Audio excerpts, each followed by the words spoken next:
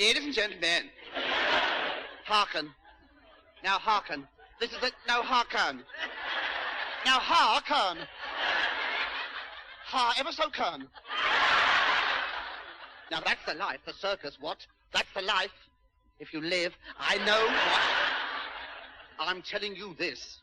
Listen, there's one phase in my life. There's one phase, and I never forget a phase. Every gag fresh from the quipperies. One day, you see, there I was cleaning my boots, and then the ringmaster came up. And he said, listen. He said, Howard, I've been watching you for some time. He said, you're ambitious, hard-working, courageous. Oh, I didn't know what to say. Well, I was such a fool, really. Stood there in my nightie. I thought... He said, hey, look, he said, put this uniform on. He said, put this uniform on. He said, now, you got it on right. I said, look, it's a bit of a cheek, you know. I said, after all I've done for you, I said, asking me to sell ice cream. He said, don't worry. He said, you've got your uniform on right. Stand by, because you're on in a minute. Well, I said, what's the rush? There's plenty of time. I said, the interval's not yet, is it? I said, they've got this line act to do first. He said, now that's it. I said, now follow me. So we got to the ringside. There was this cage, and all the lions inside, snarling and roaring and daddling and jostling. Oh, I said, a lovely, a nice bunch of pussies, aren't they?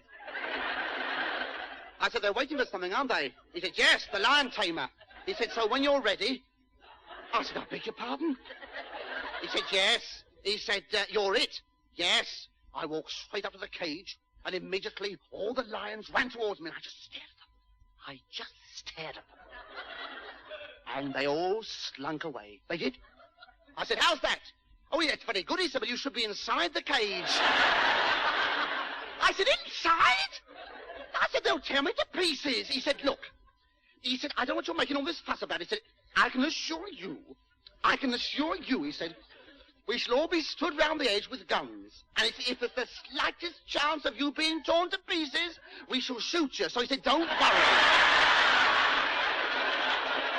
And before I could argue, cease. Oh, you make me mad. Now, pull yourselves together. Before I could argue, he opened the door, you see, and pushed me in the cage, and oh, that door clanged behind me, and something ran up and down my spine. I was too frightened to scratch it, or I was in a shocking state. And there's all these lions crouching at the other end of the cage. Arguing whether they should play with me or get it over with. The ringmaster said, well, go on. He said, go on, do something. He said, he's only got 6 lions. I said, 6? I said, go on and look again. I said, I can make 7. He said, 7? Oh, no, not tonight. Oh, he said, no. Tonight of all nights has happened.